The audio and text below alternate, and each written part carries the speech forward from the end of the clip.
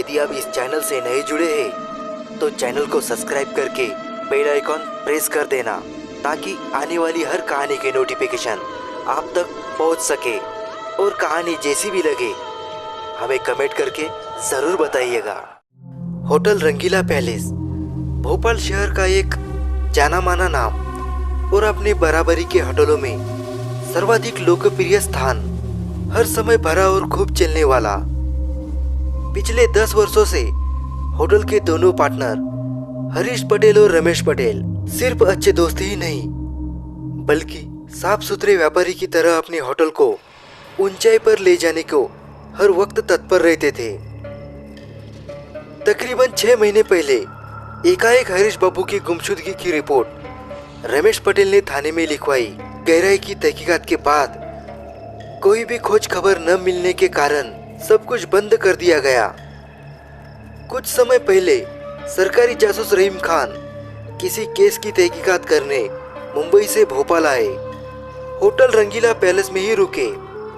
दिन भर काम करके रात में सोए।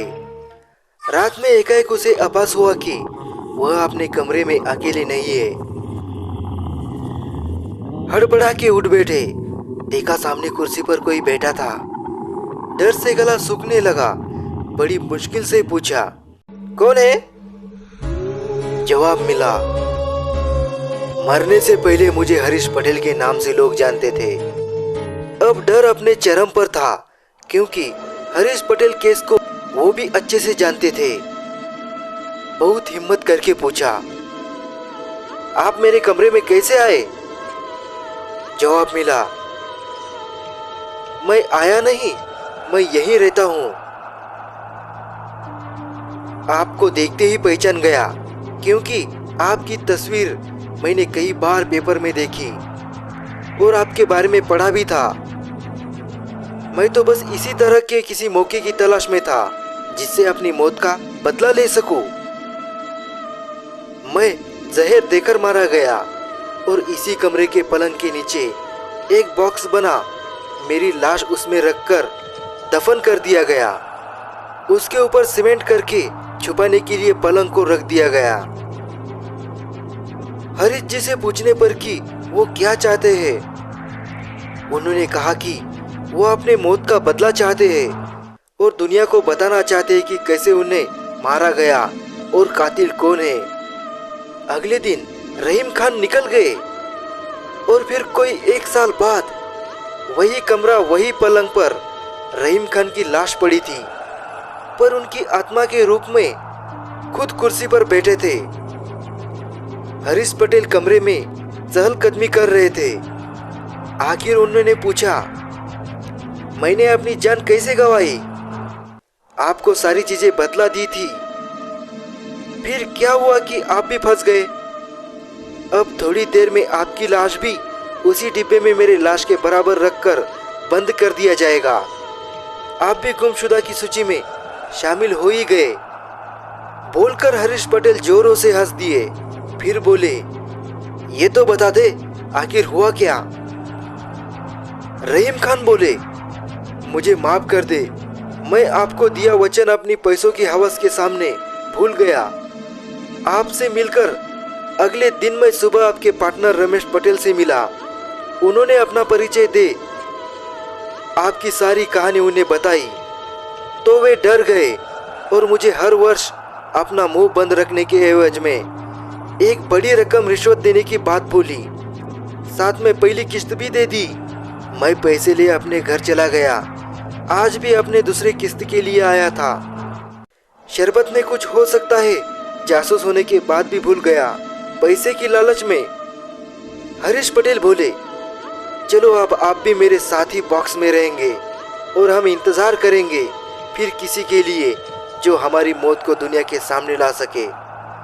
ठीक उसी समय रमेश पटेल 2 लोगों के साथ अंदर आया और बोला, खोद कर इसको भी उसी बॉक्स में भर दो।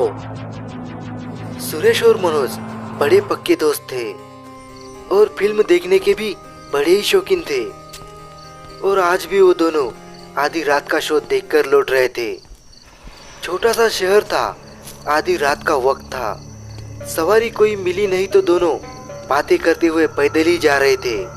यार एक काम करते हैं, ये सड़क वाला रास्ता तो बड़ा लंबा है, ऐसा करते हैं कब्रिस्तान के अंदर से चलते हैं तो जल्दी पहुंच जाएंगे।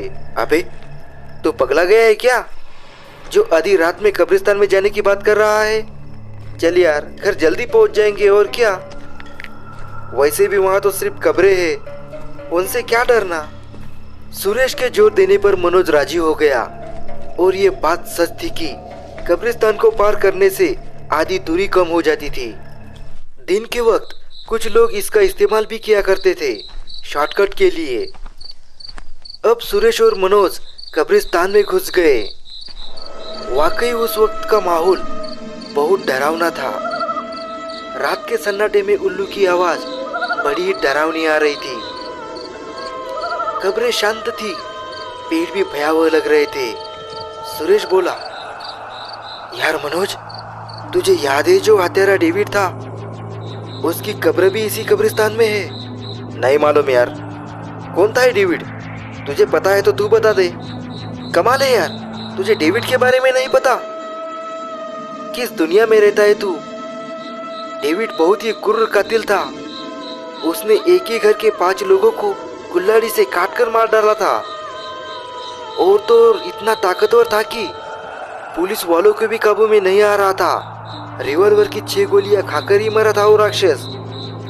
और तो और सुना है कि उसे काली शक्तियों की भी जानकारी थी, मरकर भी वो नहीं मरा और आज भी वो इसी कब्रिस्तान में घूमता है। यह सुनकर मनोज के रोंगटे खड़े हो गए। क्या यार, एक तो तू मुझे आधी रात में कब्रिस्तान में ले आया और अब ये डरावनी कहानी सुना रहा है, और ऐसे कैसे हो सकता है कि मुर्दा आधी रात में कब्रिस्तान में घूमे। अब यार ये मैं क्या जानूं कि ये कहानी है या हकीकत, लेकिन ये सुना है तभी तो यहाँ का चौकीदार भी रात में कब्रिस्तान के अंदर नहीं आता और दरवाजे के पास बनी अपनी कोठरी में ही सोया रहता है। वो दोनों बातें कर ही रहे थे कि तभी कहीं कुछ चरमराने की आवाज हुई, जैसी सूखी टहनियों पर किसी ने पैर रखा हो। दोनों ने एक साथ आवाज की दिशा में देखा तो उन्हें नजर आया लंबा चौड़ा शख्सियत का मालिक डेविड। उसको देखकर सुरेश और मनोज के रोंगटे खड़े हो गए जब उन्हें अपने सामने डेविड दिखाई दिया। लंबा चौड़ा कद्दावर डेविड उन्हें ही घूर रहा था। उसकी लाल लाल आंखें भेड़िए की तरह चमक रही थी। वो लड़खड़ाता हुआ धीमी चाल से उनकी तरफ बढ़ने लगा। उसकी चाल, उसकी नजर ही काफी थी कि उसके इरादे क्या थे।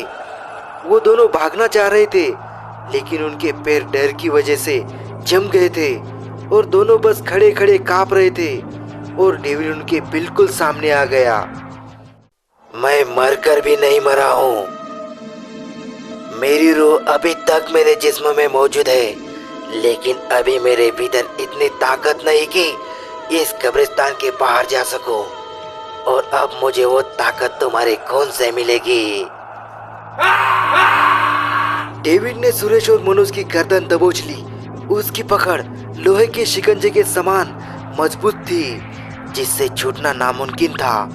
फिर उसने मनोज को उठाकर पटक दिया और सुरेश को खींचकर उसकी गर्दन में अपने दांत गड़ा दिए। एक झटके में उसकी गर्दन चीरकर डेविड उसका खून पीने लगा। सुरेश छटपटा रहा था, अपनी पूरी ताकत लगा रहा था, लेकिन अब उसका बच पाना नामुमकिन था। थोड़ी ही देर में उसकी निचड़ी हुई लाश जमीन पर गिर गई। अब डेविड का अगला शिकार मनोज था। मनोज ने किसी तरह अपने होशो हवास को काबू में किया और जोर लगाकर भागा। अब वो कब्रिस्तान की दीवार तक पहुंच गया और उस पे चढ़ने लगा, लेकिन डेविड ने सुरेश की लाश उठाकर मनोज के ऊपर फेंक दी और इस धक्के से मनोज गिर गया और सुरेश की लाश के नीचे दब गया। अब डेविड लड़खड़ाते हुए मनोज की तरफ बढ़ रहा था। मनोज ने सुरेश की लाश को अपने ऊपर से हटाना चाहा, तभी सुरेश ने अपनी सफेद आंखें खोली और मुस्कुराते हुए कहा, मनोज मेरे दोस्त, क्या तू मुझे अकेला छोड़कर भाग जाएगा? तू तो रुक मेरे साथ। ये देखकर मनोज की हालत खराब हो गई। वो लाश को अपने ऊपर से धक्का दे रहा था और लाश कह लगा रही थी। तब तक डेविड वहां पहुंच गया और उसने मनोज की गर्दन पकड़कर उसे ऊपर उठाया और अपने खूनी जबड़े उसकी गर्दन में घुसा दिए। हमारी और भी डरावनी कहानियां सुनने के लिए स्क्रीन पे जो वीडियो दिख रहा है उसे क्लिक कीजिए और डरावनी कहानियों का मजा लीजिए।